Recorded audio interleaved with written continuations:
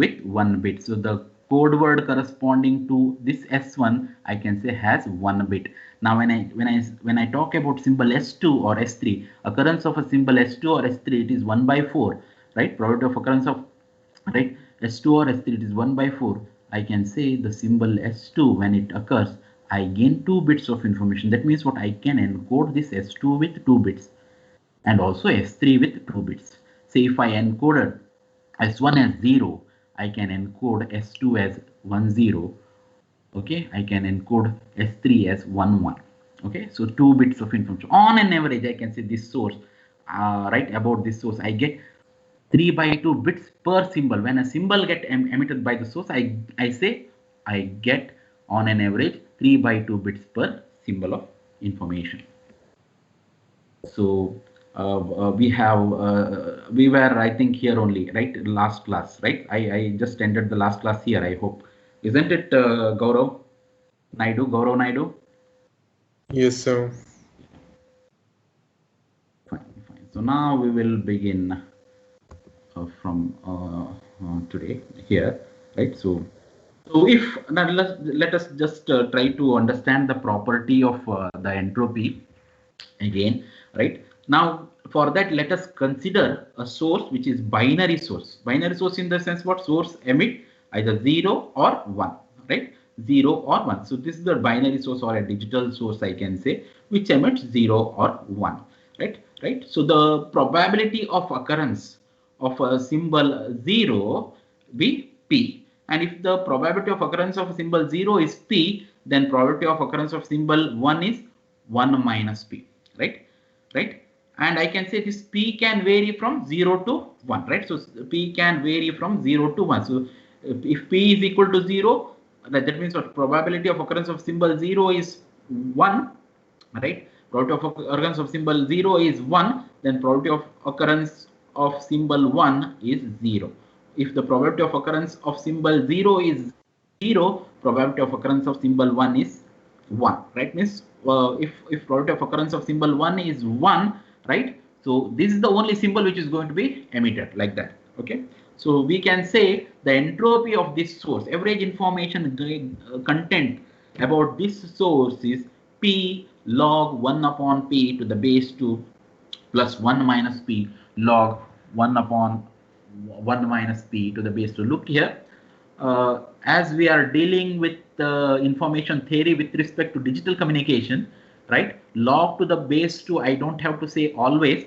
Even if I don't write log to the base 2, if I don't write base 2, you should take it as log to the base 2 only. Okay, as far as this topic is concerned, or information theory and coding is concerned, log to the base 2, I don't have to write base 2, right? I can just read out, right? P log 1 upon p is nothing but p log 1 upon p to the base 2. Okay, it is implied that log 1 upon p is nothing but log 1 upon p to the base 2. Okay, right? So p varies from 0 to 1. When p equal to 0, 1 minus p is equal to 1. So I gain no information about the source, because it continuously emits symbol 1, right? Even for p equal to 1, 1 minus p equal to 0, so I'll get continuously zeros. Okay, so this I will gain no information from this source, provided p equal to 0 or p equal to 1, right? So now if I vary p from 0 to 1, you can see in this plot, this is the entropy function. I mean, the probability of error, I mean, this graph is an entropy function graph. X-axis, the probability varying from 0 to 1, and y-axis tells you the entropy of the source for a particular value of p. Now when p equal to 0, right, when p equal to 0, entropy is 0, and so when p equal to 1, entropy is also 0, right? So now you can see, if you increase p, right, and at one point of probability p equal to 0.5, what do you get? Average information content equal to 1, and that is the maximum, right? That is the maximum value of the entropy for this particular source. How many symbols this source has? Only 2 symbols, and the entropy will take its maximum value if and only if these source symbols are equiprobable, right? If p equal to 0.5, 1 minus p is also equal to 0.5. So the source symbols are equiprobable, leading to maximum entropy. Okay, right? Now let us see what is the extension of a discrete memoryless source. Now usually for information theoretic point of view, we consider a group of symbols than a individual symbol. Now so far we have taken average information content for per symbol, right? Per individual symbol, right? We usually sometimes consider group of symbols, right, instead of taking one symbol, right? So for information theoretic concepts, we often consider block of symbols rather than individual symbols, block of symbols, right? So say if we consider block of n symbols emitted by the source S. Source S, let us say, has k number of symbols. It keep on emitting symbols, right? Those k symbols, and these k symbols which get emitted by the source are statistically independent. That means probability of occurrence of a particular symbol does not depend on preceding symbol which has already occurred or which is going to occur, right? As one symbol, right, by the right, I can say if we consider a block of n symbols emitted by the source S as one symbol, then we say that we have nth extended version of the source S, which is nothing but S to the power n, right? So S to the power n. This new source S to the power n is said to have k raised to n symbols if the original source symbol or source has k symbols, right? So we'll say this nth extended source of S is nothing but S to the power n will have k to the power n symbols, right? Where k is the number of symbols present in source S, right? So we define the entropy of this new source, that is S to the power n, h of S raised to n, which is nothing but n times h of S. I'm not going to prove this, right? So we'll take one example directly, right? We'll take one example directly. Let us consider the same source which we have taken in the past, that is S with three symbols, S1, S2, S3, with probabilities of these symbols 1 by 2, 1 by 4, 1 by 4 respectively. So S1 has a probability 1 by 2, S2 has a probability 1 by 4, and S3 occurs with probability 1 by 4, right? Now, we also know that this h of S is equal to 3 by 2 bits per symbol, right? So upon right emitting of the symbols, we say, right, this symbol, I mean, we gain 3 by 2 bits per symbol, okay, h of S, right? Average information content of the source. Now let us have the second extension of this source. The second extension of this source is nothing but S square, right? Second extension when I say source S is extended to S square, that means n equal to 2. That means two symbols of the original source emitted by the source S, right, are considered as one symbol. What are the possibilities I can have this right source emitting these symbols, or nth extended or second extended source I can have, right? I can have two symbols possibilities, S1 S1, I can have S1 S2, I can have S1 S3, S2 S1, S2 S2, S2 S3, S3 S1, S3 S2, S3 S3. Now totally how many symbols I have? I have 9 symbols for this new source. So the source S has k, that is 3 symbols, right? Source S has k, that is 3 symbols. Source S square has k square, that is k square, that means what? 3 square symbols, that is S1 S1, S1 S2, S1 S3, S2 S1, S2 S2, S2 S3, S3 S1, S3 S2, S3 S3. There are how many symbols for this source now? S square, k square, 9 symbols I can have. Now I can treat these 9 symbols like say S1 S1 together as symbol sigma 1, S1 S2 together as symbol sigma 2. Like this, S3 S3 I can treat as a symbol sigma 9. Now source S has k equal to 3 symbols. We see that source S square has k square equal to 9 symbols. That is k square is nothing but t square, 9 symbols. Now if you compute the entropy of this source, right? So the corresponding symbol probabilities, right? You can see before that we need before computing the entropy of this new source, I need symbol probabilities, right? Corresponding symbol probabilities, right? It is 1 by 4 for S1 S1. Why? What is the probability of occurrence of S1? Probability of occurrence of S1 is 1 by 2. Occurrence of symbol S1 again is independent of the previous symbol. I can say 1 by 2 into 1 by 2. that is going to make 1 by 4. Similarly here S1, S2, S1 has a probability of occurrence 1 by 2, S2 has probability of occurrence 1 by 4. 1 by 2 into 1 by 4 is 1 by 8. S1, S3 again 1 by 8. S2, S1 1 by 8. S2, S2 1 by 16, S2, S3 1 by 16, and so on. S3, S3 equal to 1 by 6. The probability of occurrence of S3, S3, that is sigma 9, is equal to 1 by 16, because the symbols emitted by the source S are statistically independent. So that is the reason why the probability also, right? So you can see, so S1, S1, probability of S1, S1 is nothing but probability of S1 into probability of S1, like that. Okay.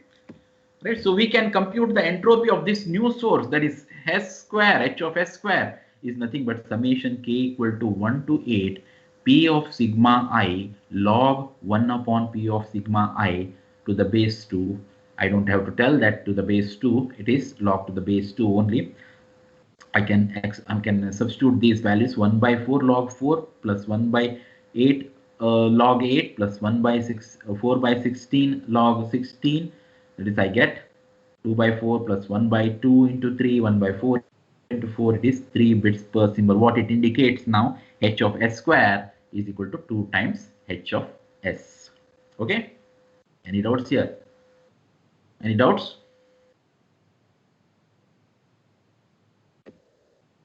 Right, now we begin with source encoder. Now with the knowledge of entropy, what the entropy says? Entropy says the average information content of the source, or average information content per symbol emitted by the source, right? It's a measure of information. Entropy is the measure of information. We have now quantified the information already, right? With the knowledge of quantification of information, we encode this source. We encode the source, right?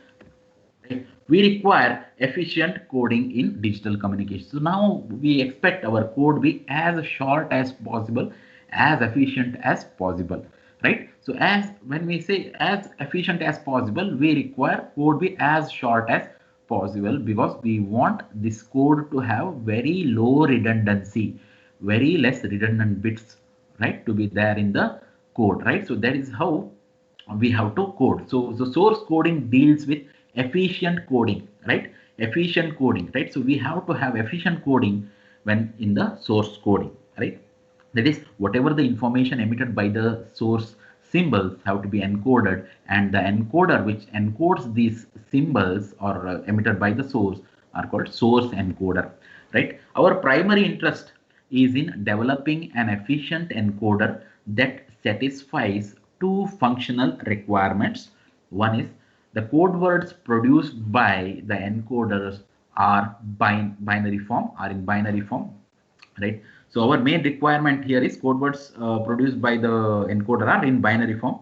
We can also produce code words or codes in RRE form or MRE form. We are not going to deal with them now, because it is again beyond the scope of this subject. We have got one elective, information theory and coding, in which we are going to discuss, or we will discuss all these things in more and more detail with proofs and derivations or derivations, right? So we, for the time being, we discuss only the code words or the coding in binary form. Okay, right? So these code, right, or this source code or the source code is uniquely decodable.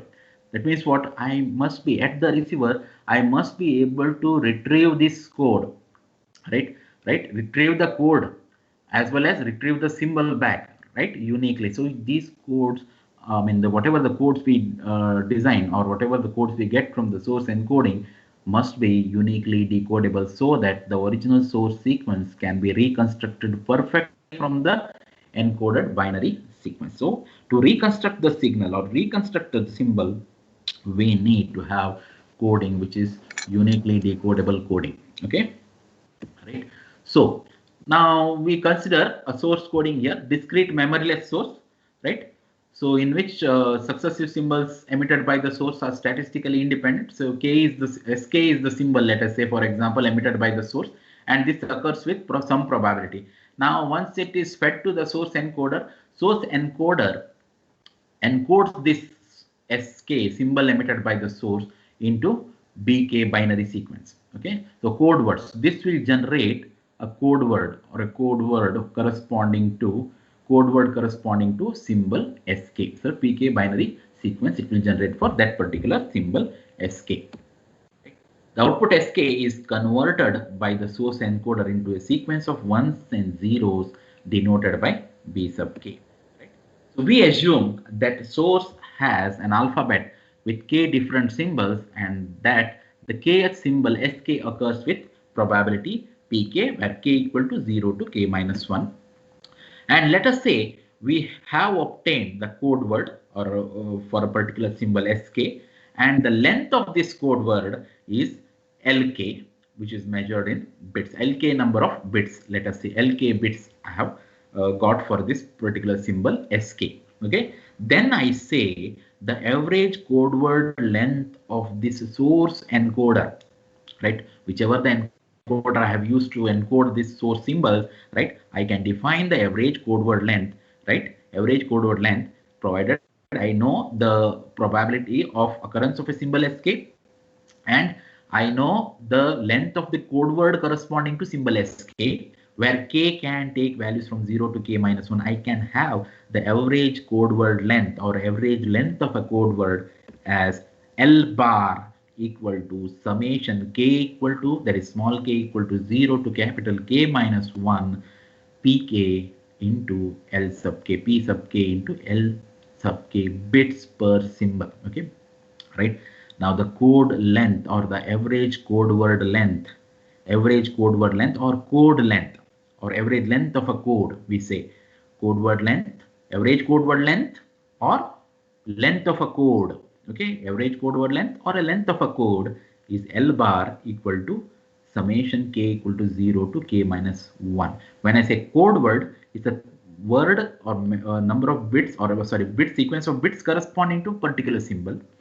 When I say average code word, right, it is average code word, means average code word length of a code. Okay, right?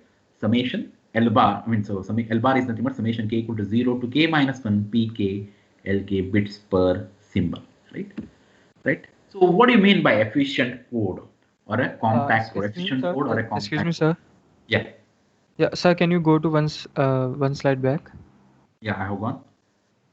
Sir, here the BK is a binary sequence of zeros and ones, whereas SK is also a binary sequence of zeros and ones, right? Need not be. Need not SK be. is the symbol. Say I say this discrete memoryless source as a uniform quantizer. Okay.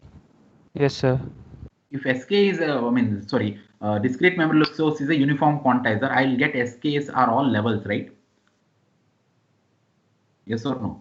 But sir, all levels are encoded in binary form. Yeah, binary form by source encoder, right? Oh, okay, sir. Okay. Yeah. Okay, See, sir. encoder out. Quantizer output is always analog. Okay. Okay. Whether Okay, is sir. it is number of representation levels are L we talked in the past or number of 1-bit quantizer 2 levels. Okay. Always in analog. Okay. Okay. Okay, sir. SK, right? Analog, I can say, or some symbols, right? I cannot even say specifically analog right now because the outputs it can be output of some digital computer also, right? Some alphabets it also possible, some ABCD or other characters also it is possible, right? Now so far we have studied only the signal point of view or digital communication. I talk this as if it is a level, analog voltage level. Okay, SK. Okay, so need not be, I'm telling compulsorily, I'm not telling it need not be binary. Okay, need not be binary. Okay, any more doubts? No, sir. Thank you, sir. Efficient code, when I say its code length, average code length must be as small as possible, or compact code, very short code, very, I mean, its length must be small. Okay, how small it is, we will see, right? So multiple codes. Now I have one code for a source. Then Tanay can have one more code for the same source, right? then Raghav or your Yuvraj can have one more his own code for the particular same source which I have. I have one source. I have given my source to you all to construct a code. You can have your own codes, but you have to have these codes as uniquely decodable codes. Uniquely decodable. Which code is efficient? Which code is a compact code? We will see, right? Which one of these codes is a compact code? Okay. So example, let me take a source with 4 symbols S1, S2, S3, S4, and corresponding probabilities is 1 by 2, 1 by 4, 1 by 8, 1 by 2. So you just see the total probability has to be 1 here. Okay. 1 by 2 plus 1 by 4 is 3 by 4 plus 1 by 8 plus 1 by 8 is going to be 1. Right. Now I will get one code for this. Let's say, for example, code A. Right. Do you agree with this code? So code A has got the symbol S1 is encoded with 0. Symbol S2 is encoded with 1. Symbol S3 is encoded with 1 0. Symbol S4 is encoded with 1 1. Is it an acceptable code? Praveen Mahesh. Are you able to see the slide? Praveen Mahesh, are you there? Ayush, are you there? Yes, sir. Yes, sir. Yeah. Is this code an acceptable code? Yeah. Hello. I'm asking the code A I got for the source S has got 4 symbols, right? Code A I got, right? So code A, the overall, I mean on the whole, I say it is code A. Code A, right? Symbol S1 is encoded with 0. Symbol S2 is encoded with 1. S3 is 1 0. S4 is 1 1. Right? Now, is it an acceptable code, Ayush? So since different symbols are encoded with different symbols are coded with different codes. So sir, yes, I think it is acceptable code. Is it acceptable? Very good. See here, S1 is encoded with 0, S2 is encoded with 1, S3 is encoded with 1 0. Is it uniquely decodable code? S3, see if I send a code for S3 and transmit it, but when I receive it, I receive say 1 first, right? Receiver may end up in encoding, I mean decoding it as S1, and next bit 0 may be decoded as, right? Right? If the first bit is 1, it will be decoded as 1. I mean S1, S2. Then the next bit is 0. It will be decoded as S1. The resulting signal at the receiver can be S2, S1. Then do you think it is an acceptable code? No, sir. It has to be the same length in all cases. Not necessarily. Not necessarily. Length is not a question here, right? I want the code to be uniquely decodable code, which is not so here, right? So if I send say I send 0 1, right? I send 0 1 binary symbol. That means 0 for S1, 1 for S2. I transmit it, right? I transmit it. I'll be able to receive because no other symbols having code word 0 1. Now, like that, if I send 1 0, I send 1 0 next. That is S2 and S1 together. I'll encode it as 1 0. But at the receiver, S3 is also a code, right? S3 has got a code word 1 0, right? 1 0. So this is not an acceptable code. I will not consider this to be a uniquely decodable code. And as far as length is concerned, not necessary that all the symbols have the code word length same, right? So this is not an acceptable code. This is not a uniquely decodable code. For example, if I send a code like this 1 1 and I transmit it, but I think this to be 1 1 to be for S4, but at the receiver, when it is received as 1 1, it can be encoded as S2 S2, right? Based on this code, right? Based on this code. So this code A is not an acceptable code. It is not a uniquely decodable code. Will you agree with me? Yes. Ayush?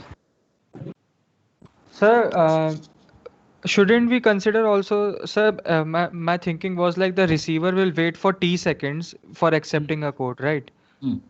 So sir, in t seconds, Yes, it sir. will receive either 0, 1, 1, 0 or 1, 1. So See, in that case, my symbol duration for this is say t seconds, right? yes sir. My symbol duration is t second. At the receiver samples every t seconds. Yes sir. Okay, every t seconds. Symbol duration is t seconds. Every t seconds it samples. Okay, t or t sub b, whatever it is, right? So when I send one, I will my receiver will sample it. It will receive it as one, and it will definitely decode it as S2 because it has received one symbol, right? I will go for another code. You will come to know, right? So which is uniquely decodable. In this case, we cannot consider this to be a uniquely decodable code because if I send 10 saying that it is right S3 from the transmitter, right at the receiver, right? So 10 in the sense what I send 1 and 0. One I will send first, next I will send 0, thinking that it is code word for S3, right? So I will receive it as 10, but the receiver may at the receiver will sample every TB seconds. So once it is received, it will find that 1 is received because 1 is a code word. Receiver no, 1 is a code word for S2. It will decode it.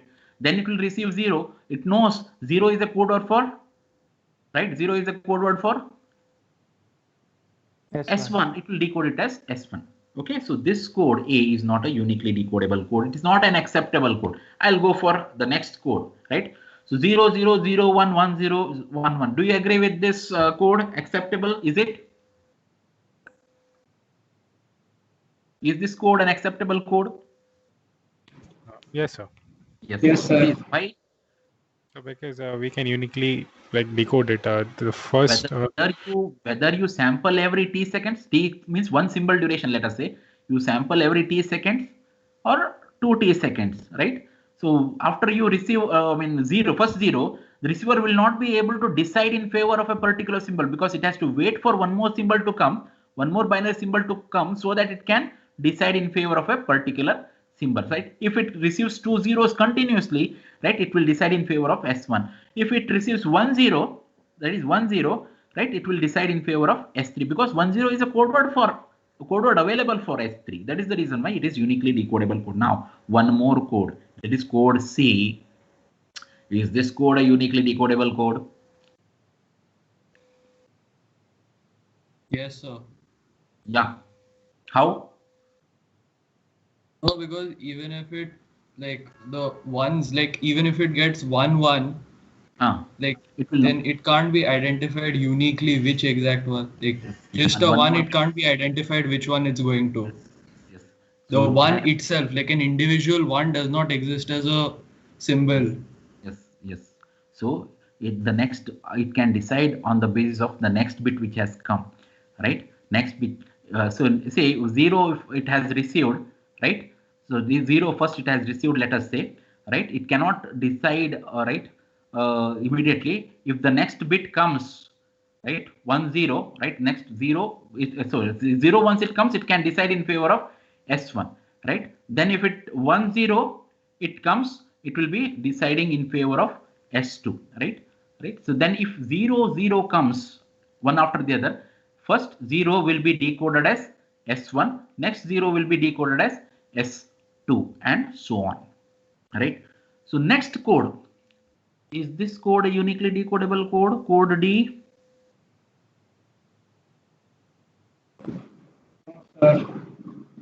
Hello. No, sir, it is not uniquely decodable. Because if we send 0, 1, the receiver can interpret it as S2, S3, or S4. Yeah. But the receiver, right? So I send 0, 1, right? Receiver will not be able to decide in favor of S2 unless and until it waits for the next symbol to come. If the next symbol comes is 0, this symbol gets decided as S2, and the next 0 if it has come, it will not be able to, will it be able to decide in favor of any of the symbols? not easily. If the next one comes, right? If next one comes, so it will be decide. It will be this. Do you think it will be able to decide in favor of S2? Do you think? No, sir. No, it will have to wait for one more 1 or one more 0 to come, right? Once 0, 1 and one more 1 comes, do you think it will be able to decide in favor of S3? No. So it will be it will have to wait for bits to come so that it can decide in favor of a particular symbol, right? Right? So we can consider this also as a uniquely decodable code. So now 0, 0, 0, 1, 1, 1 comes. So then only we can say it is S4, right? So it is also a uniquely decodable code. It is also a uniquely decodable code, but the deciding factor is on the basis of the symbol which is going to be received next, right? Right? Symbol is going to be received next. So this code is a uniquely decodable code, and this also code C is also uniquely decodable code, right? And what you can see in this code D is, say for example 0, 1, right? 0, 1, right? 0, 1 is a prefix. I think I have written 0. Yeah, 0, 1. 0, 1 is a prefix for this code, right? 0, 1 is a prefix for this code, and 0, 1, 1 is a prefix for this code. Whereas in this case, there is no code you find in this code C. You will not find any of the code has a prefix for any code word, right? So this code is an instantaneous code.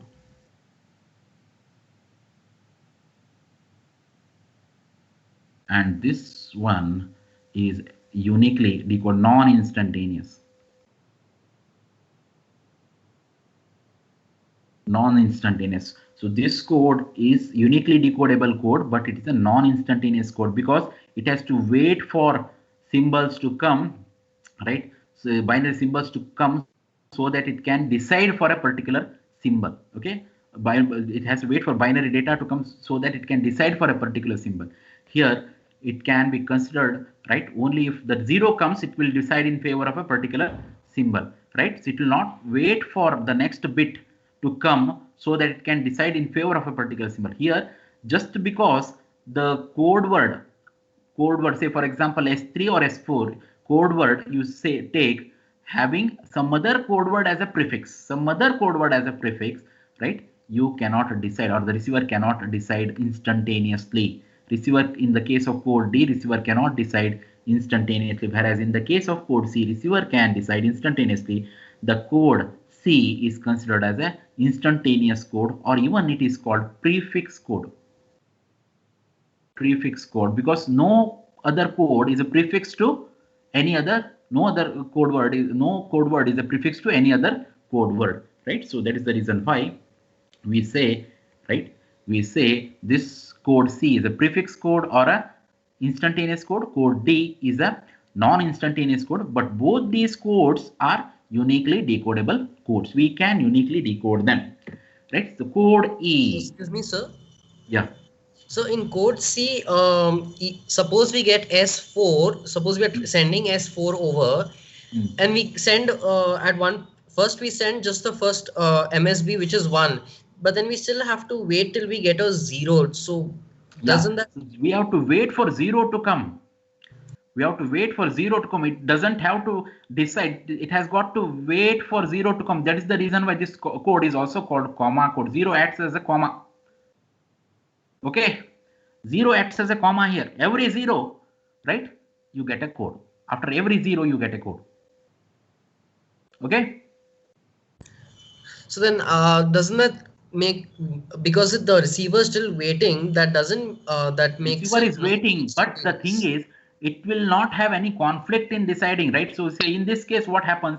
So 0, 1, 1, 1 I have. So receiver will have to wait for, say, once 0 is received, 0, 1 is received, it cannot be deciding in favor of, right, in favor of 0, I mean S2, right? Just because 0, 1 is received, it will not be able to decide in favor of S2, or next one which is received, it will not be able to decide in favor of S3. or it is not be, it will not be possible for it to decide in favor of S4, right? So, right. So if only the next, I mean, if the next symbols are there, now if the next 0 comes here, right?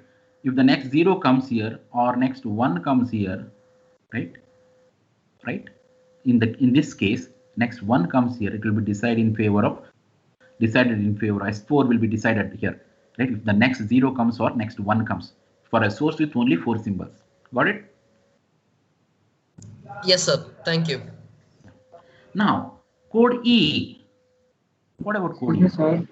Yeah.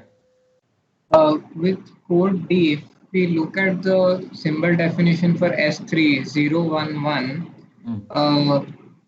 how is it able to differentiate if it receives 011? How is the receiver able to differentiate if it's gotten S3 or if it's gotten S2 and then S1? Symbol to come. It will have to wait for the next symbol to come.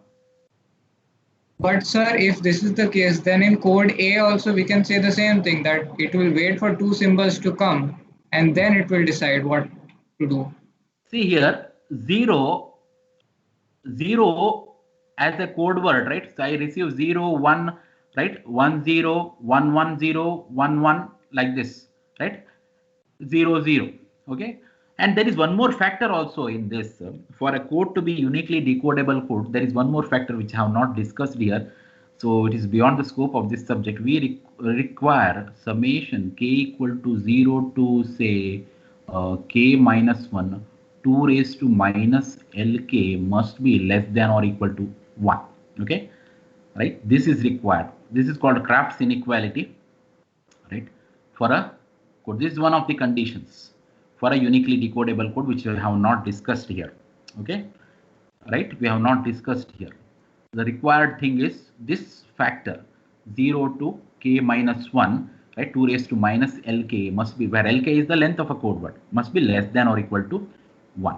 Okay, so that is the main constraint for a uniquely decodable code, which I have not discussed. That is summation k equal to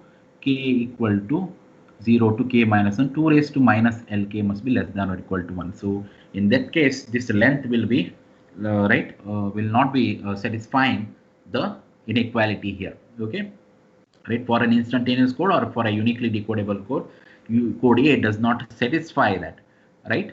So rest of the codes are satisfying.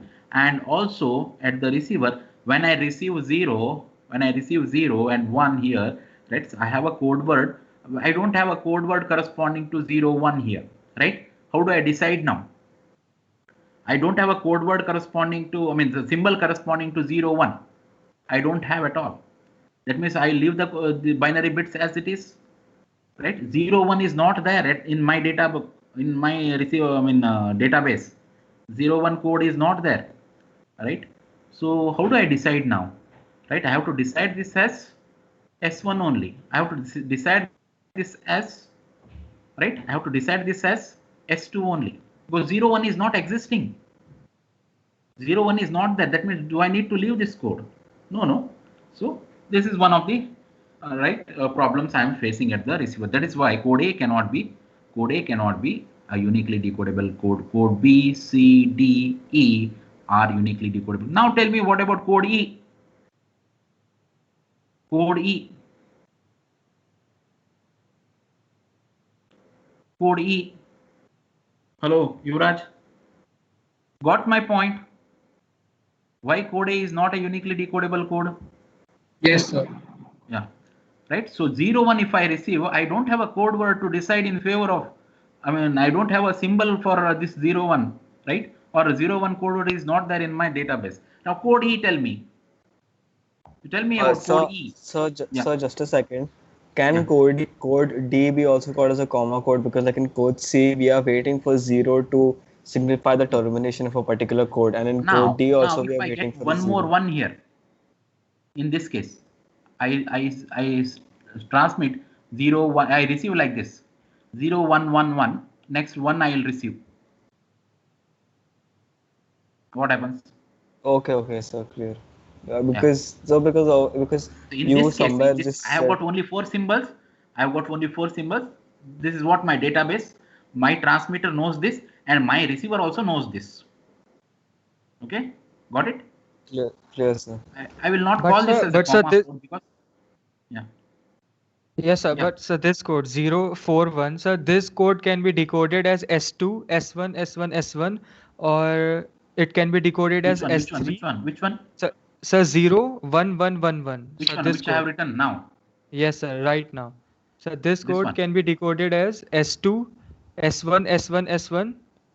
I can, but my receiver has to wait for the next symbol to come. But sir, Next again, final if symbol to come. that Yeah. is sir okay. But sir, if again my next symbol is 1, then you Yeah. can't decide whether it is S2, S3, or S4.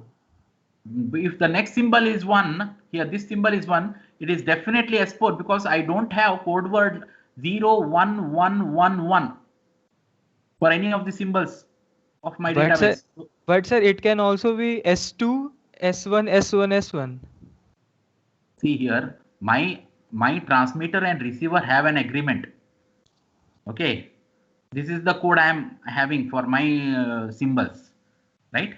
So you have to decide on the basis of reception of the code. Now if here 0, 1, 1, 1, 1 comes, 0, 1, 1, 1 comes, okay?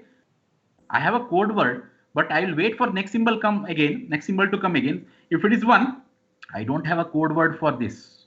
Or sorry, I don't have a symbol for this. I don't have a code word at the receiver for this 0 and 4 ones. I don't have, right? What will happen?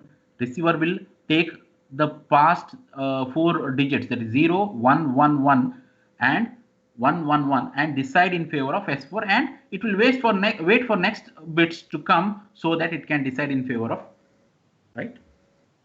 Okay, if it is 1 here, it will be definitely deciding. So if it is 1 here, next one, it will be definitely deciding in favor of S1, S4 and S1. It will be decoded as S4 and S1.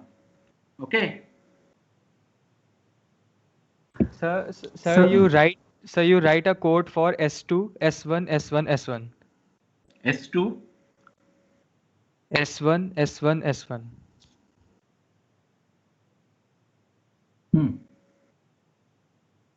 Now, sir, there is no difference between S4, S1 and S2, S1, S1, S1.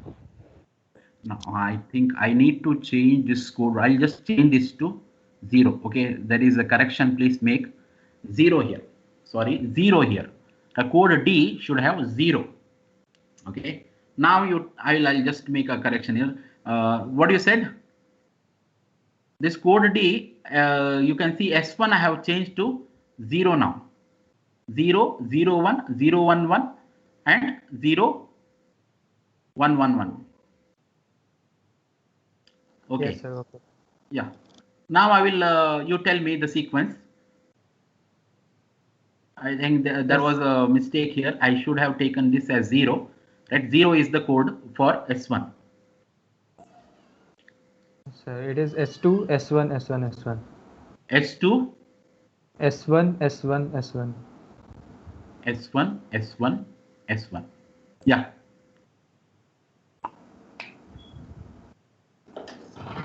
Yes, sir. I Now sent it's 0, 1, 0, 0, 0. yes, sir. Now it's good. Sorry here. So this code word for S1, change it to 0. So this code is a uniquely decodable code. And what about code E? Code E. Code E. Code E. Code E. What about code E?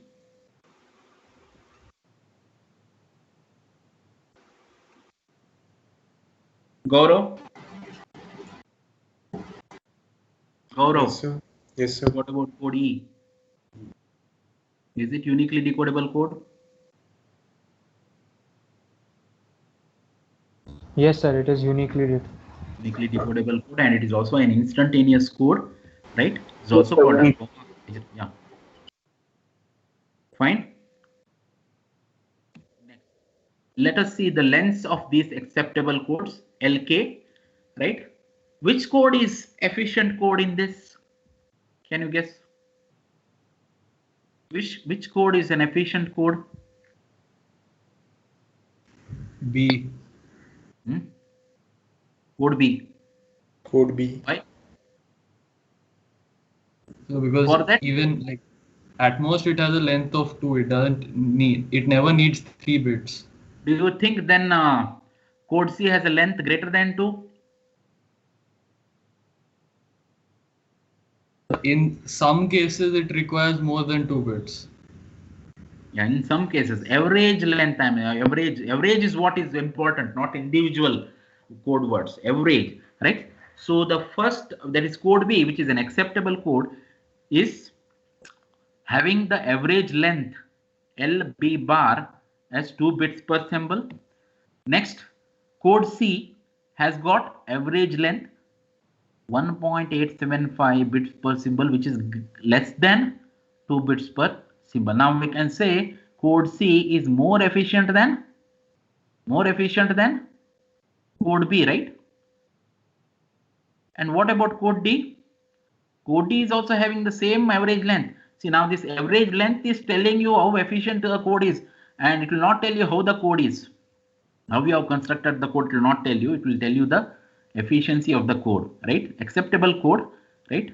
So code D is having the average length 1.875, and code E is having the least, which is 1.75. Now, which is the efficient code in this?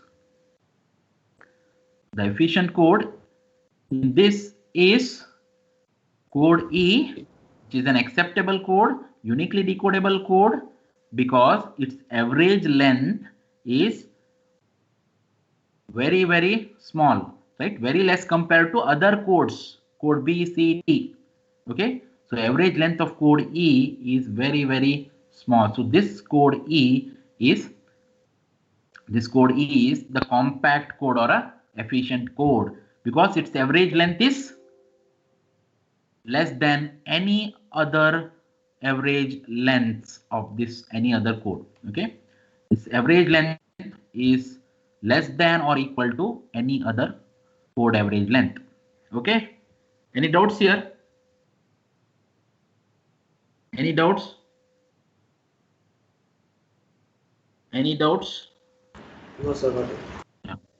So this code E is an efficient code, very efficient. How efficient it is, let us see. So which one is a compact code? Compact code is 1.75 bits per symbol, whose average length is 1.75 bits per symbol is a compact code, right? So what can be the smallest value of the average length of a compact code? Okay, so what should be the what can be the smallest value of average length of a compact code? The average length L bar can be made as small as, but no smaller than, entropy of the source. So average length of a code or average length of a code cannot be less than entropy of the source. This is what the answer to the first question, right? This is what the answer to the first question. We cannot compress the data below certain value called entropy. That is, average length of a code cannot be less than entropy of the source, right? So L can be always greater than or equal to H of S. Okay, H of S. But if I go back, right? So if I go back to this code E, right, the average length is 1.75. What is the entropy of this source? What is the entropy of this source then? I have a source S1, S2, S3, S4 symbols, right? Probability is 1 by 2, 1 by 4, 1 by 8, 1 by 8, right? So average length I got is 1.75 bits per symbol. Then the entropy of this source is, if you calculate, what you will get? Yuvraj. So we are getting 1.75. 1.75. That is in this case of a source L. So I'll write this as code E. Code E. L E is equal to H of S. That means it's the best compact code which has taken the value of the entropy itself. This is only because of the probabilities we got, right? So LE is H of S in this case, okay, right? So the average length cannot be less than, average length of a compact code cannot, or average length of a code cannot be less than the entropy of the source. Okay. So efficiency, how you calculate the efficiency of the uniquely decodable code, right? So it is nothing but the ratio of entropy divided by average length. So what is the efficiency of the code E that we got? It is 100%, right? Efficiency, it is, that code is 100% efficient, right? So source coding theorem says that we cannot compress the data, or we cannot compress the data below certain value. That is called entropy, right? So this source coding theorem, this is called a source coding theorem, right? H of S by L bar, right? Efficiency, right? So, or L bar can be greater than or equal to H of S. Okay, it cannot be less than H of S. Okay, right? So the source coding theorem says we can have the code length at least the value of entropy.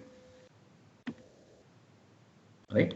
So let us construct a compact code. For that, we take an example, binary Huffman code or Huffman binary coding. Right? Have you heard of Huffman coding?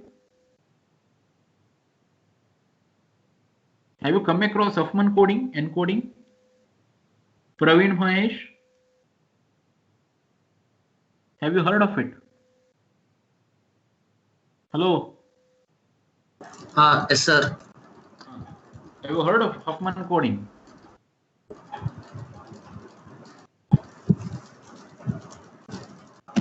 Hello, sir. Heard of it? Hello. Have you heard of Huffman coding, Praveen? Sir, no, sir. Huh? Ever come across? Have you ever come across before?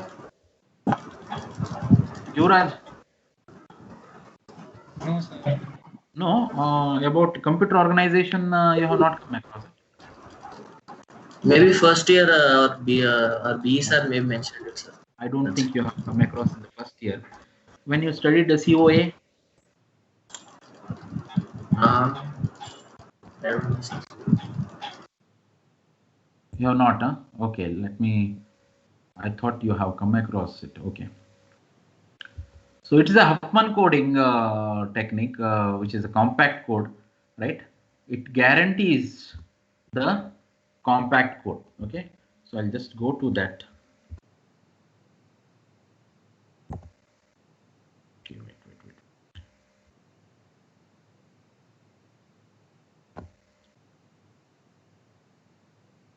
Are you able to see? Are you able to see the slide? Yes, sir. Yeah. So Huffman coding or Huffman code guarantees the compact code, right? You can guarantee that the code you get is a compact code. Compact code means what? Whose length, average length, is smaller than any other code length. Okay, it guarantees you the compact code, right? So construction of code for a source with following. Let us take an example directly. I'll take an example directly and I will tell you how to construct a Huffman code. Right? Let me consider a source with 5 symbols. Okay, S0, S1, S2, S3, S4, and the probabilities, corresponding probabilities are 0.2, 0.1, 0.2, 0.1, 0.4. Okay, right? So the source symbols are 5 and the probabilities are given. Now to construct the Huffman code, hello. Now to construct the Huffman code, what we require is we need to arrange these symbols. We need to arrange these symbols in decreasing order of probabilities. Okay, we have to arrange these symbols in decreasing order of probabilities. Are you able to see the symbols arranged in decreasing order of probabilities? So S4 coming first with the probability 0.4, S2 coming next with the probability 0.2, S0 with the probability 0.2, S1 with the probability 0.1, S3 with the probability 0.1. Now I have arranged symbols in decreasing order of probabilities. Okay, this is the first step. This is the first step in construction of the Huffman code, procedure of which I have already given you the notes, right? You can note down. I have not included it here. So we arrange the symbols in decreasing order. Now these symbols are corresponding to the source S, or I can say this source S. This is the first stage of the source. Then what we do, we combine least two probable symbols. We combine, that is probabilities, we add 0.1 plus 0.1, right? 0.1 plus 0.1. These we combine two least probable symbols and add these, I mean, we put these symbols in the decreasing order again for the second stage, right? Now the source S is having 5 symbols. Combined symbols I have placed in the second stage. I can consider this stage to be source S dash. Okay, S dash. So the new source, right? New source. This 0.2 is the probability arranged in such a way that it is generating a new source with decreasing order of probability, mentioned like this, right? So in the first stage, source, original source, least probable symbols are combined and arranged as above as possible here for the time being. I can even arrange as below as possible. Now this 0.4 is the probability of symbol S4. 0.2 is the probability of combined symbols S1 and S3 here, and this 0.2 is the probability of symbol S2, and this 0.2 is the probability of symbol S0. Okay, right? This is the probability. This 0.2 is the probability of symbol S0, right? So this is the second stage. What I have done is, first stage I have arranged the symbols in decreasing order and then combined the least two probable symbols, added the probabilities and placed in the decreasing order for the next stage. Placed in the decreasing order for the next stage. Okay. Placed in the decreasing order for the next stage. Are you able to hear me? Yes, sir. Did you understand what I done here? I have taken a source, arranged in decreasing order, right? Combined the least two probabilities and considered it to be a new symbol for the new source here, 0.4, 0.2, 0.2, 0.2. Okay, got it? Like this I proceed. I'll combine the least two probable symbols, right? Least two probable symbols with the probabilities 0.2, 0.2 and add it and place it in the decreasing order, right, in stage 3. Okay, 0.4, 0.4 and 0.2. 0.4, 0.4 and 0.2. Okay, right? Like this I proceed till I reach the last stage, right? So I have combined this least two probable. Hello, who's that? Please mute.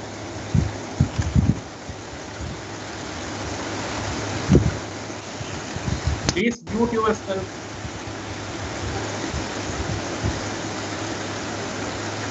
Rohendra Sachin. Rohendra Sachin.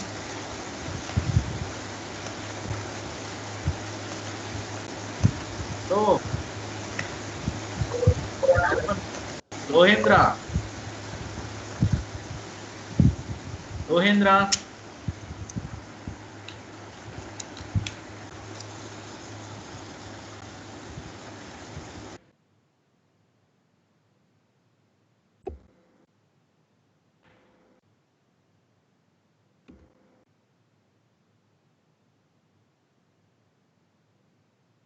So I have combined least two probable symbols, right? Least two probable symbols and placed it for the next stage as above as possible, so that next stage has got 3 symbols, right, arranged in decreasing order of probability.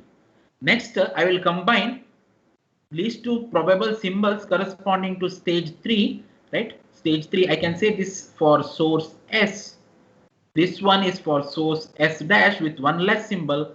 This one is for source S double dash with one more less symbol. And this one is one more less S triple dash new source. And next I combine, right, these two to get total probability equal to 1. I cannot place this further, right, anywhere, right? So Are you able to understand what I am doing? What I am doing is, in the Huffman coding, I am arranging the symbols in decreasing order of probability. Then I am combining least two probable symbols, and least two probable symbols combining in the sense what I am adding the probability. So in this case, 0.1 plus 0.2 is resulting in 0.2, and I am arranging this combined symbol probability in the next source in decreasing order of probability. That is, arranging as above as possible, 0.2, right? And then I am combining again the two symbols, these two symbols here, and arranging as above as possible, right, in the decreasing order of probabilities, right? Combining for source S double dash, combining the least two probable symbols and arranging symbols as above as possible, combined symbols for the next stage. And in the last stage, you find if I add these two probabilities, I'll get 1. Total probability equal to 1. I cannot further group it to the next stage. Next stage is not possible. What my next step is, I assign these combined stages with 0 and 1 in a following manner, right? So you can see here, so the last group, you can see upper symbol of the group or combined symbol is assigned with 0 and lower one is assigned with 1. So as here in the previous stage, right? Backward if you come, upper symbol of the combined group is right, assigned as 0, lower one is assigned as 1. Upper one in this case is assigned 0, lower one is assigned 1. Upper here, right, 0, lower one is 1. So just try to follow what I am telling. What I have done, I have arranged the symbols in decreasing order, combined the least two probable symbols in every stage. Okay. Right. What next? What next I will do is, right, you can see the code word corresponding to 0.4 is 1, and which is 0.4 here is also a symbol for stage 3, right? It will have a code word equal to 1. This one will be mapped here. Okay. Now what will be this? Right? What will be the code word for 0.4 and 0.2 for the previous stage? Right? You can see 0 is 0. What I have here, right? This 0, what I have here for as a code word for the probability symbol with probability 0.6, right? 0 is a code word for a symbol with probability 0.6, is acting as a prefix for these two symbols, that is 0.4 and 0.2, is acting as a prefix for these two symbols, 0.4 and 0.2, right? So 0.4 and 0.2. So this 0.4 is a symbol whose code word is 1, and 0.4 is a symbol corresponding to this stage whose code word is 0, 0. 0.2 is a symbol symbol corresponding to this is 0, 1, right? Please follow it. Then 0.4 here, 0.4 is a code, the 0.4 is a symbol, which is a symbol, also a symbol for stage 2, and its code word here, 0.4 is 0, 0. I have mapped the same for this as well. I mapped the same for this, right? Then for 0.2, so this one, what I have got, 1, which is a code word for this 0.4, is also for this 0.4, and this 1 is acting as a prefix for this group, right? 1 here is acting as a prefix. Okay, you can just see this 1 is acting as a prefix, right? So 1 is acting as a prefix, that is 1, 0 and 1, 1. 0.2 is having 1, 0 as a code word, 0.2 is having 1, 1 as a code word. Now similarly 0, 1 I have the code word for this symbol 0.2, but this 0, 1 when 0.2 is a symbol here also, right? I can say the code word corresponding to 0.2 is 0, 1. Okay, 0, 1. Now what do you think this 0, 1, right? So let us see, right? So 1.2 is a symbol, 0.2 is a probability of a symbol S0 which has come here, whose code word is 1, 1, right? So now we map this S2 S0 whose probability is 0.2 as 1, 1. Then 0.2 is a probability of symbol S2 which is taken from original source S2, right? Probability of, so whose code word is 1, 1, which is taken from here 1, 1. Then So 0 0 is a code word for this 0.4. Now this 0.4 is also a probability of S4 here, right? S4 here. So 0 0 is a code word corresponding to S4, symbol S4. See, 1 0 is a code word corresponding to symbol S2. S0 is having a code word 1 1. Then what should be S1, S2, S3B, right? So you can see code word corresponding to this 0.2 is 0 1. This 0.2 is 0 1. Now 0 1 is a code word for this 0.2, but this 0.2 is formed by combining 0.1 and 0.1. 0 1 will be a prefix. 0 1 will be a prefix for this combined, right? So S1, which is having the probability 0.1, 0 1 is a prefix for this 0, 0 1 is a prefix for this 1, right? So are you able to understand this Huffman coding? Any doubts?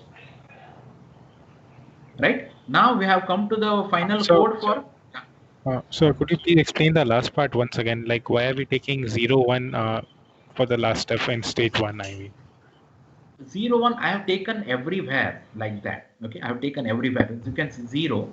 Now this 0. So you come to the last stage S4. Right? no, S3. in stage 1. So why are we for S1? Why are we giving 0 1 0? And for S3, why are we giving 0 1 1? Like, why 0 1? Why not 0 0? The prefix 0 1 acts as a prefix. How this 0 1 has come? Because I have combined S1 and S3, right? S1 and S3 to generate a new symbol called 0.2, right? 0.2. Whose code word is? Whose code word is? 0 1. 0 1. So I have combined this. How this formed after I combined these two. That is the reason why I am taking 0 1 as a prefix. You can see here in this case I have combined these two. Okay, I have combined this last stage. You come, there is stage 4.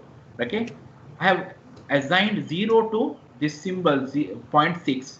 Okay, 0.6, right? I have assigned 0 to 0.6, but this 0.6 is formed by combining 0.4 and 0.2. Now what these are now? 0, this 0 and this 0. Can you tell me? Sir? What this is? 0 and 0. How I got this? From a stage 2, sir. No, 0.4. I'm talking about this stage 4. So this stage 4, 0.6 is a symbol, let us say, whose probability is 0.6. Okay, corresponding to a symbol. 0.6 is a probability corresponding to a symbol. Okay, its code word is 0 now. Okay. Yes, sir. Now this code word, I mean this symbol is formed, this 0.6 is formed by combining 0.4 and 0.2. Do you agree? Yes, sir. Yeah. Now I have assigned 0 1s to each state. You must have seen. Okay. Yes, sir. Each were like this. Now as this 0.6 has a code word 0, this code word 0, I mean this code word 0 for 0.6 acts as a prefix to the symbols, right? Symbols 0.4 and 0.2, because these 0.4 and 0.2 I have combined to form 0.6. Okay. Yes, sir. That is the reason why everywhere you can see this one, I can see I have used this as a prefix. Okay. Whether you focused it or not, I don't know. I'll just go back and just show you.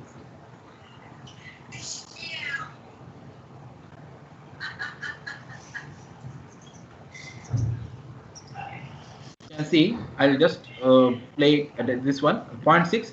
Everywhere you can see 0 1 0 1 0 1 0 1 0 1, right? All the groups.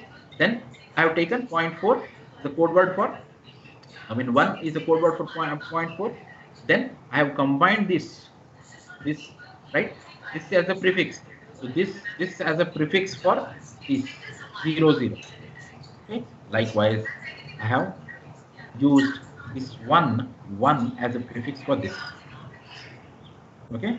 This 1 I have used as a prefix. Similarly, right? I have used this 0 0 0 0 as a, well, sorry, not 0 0. 0 1 0 1. Okay, 0 1 as a prefix. 0 1 as a prefix. Okay. Now the code is 11 010 10 011 00, right? Is this code a uniquely decodable code?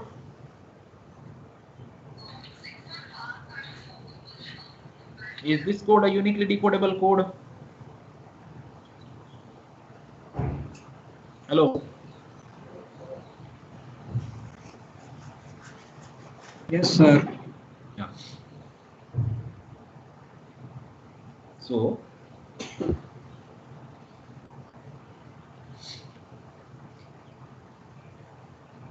it's the uniquely decodable code. It's a compact code. You can see the length 23232. Okay. Therefore, the average length of this code is 2.2 bits per symbol, and entropy of this source is 2.121 bits per symbol, and so it satisfies the uniquely decodability. The average length is just greater than the entropy of the source, and the efficiency of this code is 2.121 divided by 2.2, 0.964, or 96%.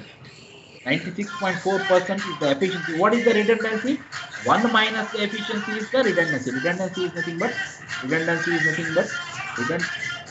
1 minus efficiency. Okay.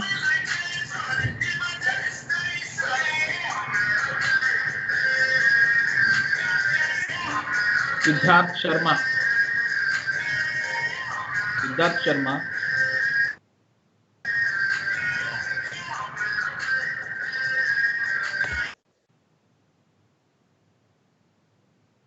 Okay, I will just stop here. You have any doubts here? So I think it is time for you to wait for the yeah.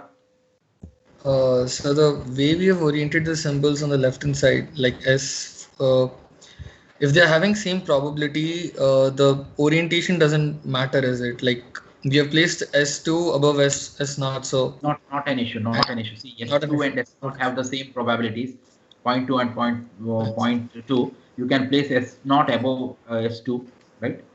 Not an issue. Not an issue. Yeah. But you have to see that it is in decreasing order. Whether it S2 comes first or S0 comes first, not an issue. Even S3, S1, not an issue. Okay. Okay. What will be an issue is transmitter and receiver must agree this. Okay. Fine. If you have code for this at the transmitter, receiver must also agree this. Then only it is valid. Okay. Okay. Yeah. Fine. Anything else? Any doubts? Sir, is Huffman the most efficient method to code? Yeah.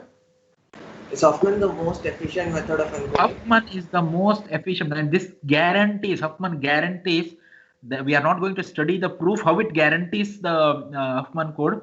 So that's what I'm telling you. If you opt an elective information theory and coding, we will prove that this is the efficient coding technique, which guarantees any code that guarantees the compact code, okay, is the efficient code. You get a guarantee. There is a proof for it that it guarantees a compact code. I could have proved it here, but it will take more time for me to prove that, right? So better not go for it. So I can orally tell you. I can if I find you coming across information theory and coding subject when you take an elective, I can tell you with confidence, with the proof, that it is a technique to get an efficient code. Okay, one of the efficient codes, right? There can be many, but this guarantees, right? This technique guarantees, this algorithm guarantees the compact code. Okay. Yes, sir. Yeah. Your assignment is going to open short while from now, 4:30, I think, right? 20 minutes time. Okay, right? Write promptly, right? Make an prompt effort to write this test quiz. Okay, fine. All the best. Thank you, sir. Thank you, sir. Thank you, sir. Welcome. Thank you, sir. Welcome. Thank you.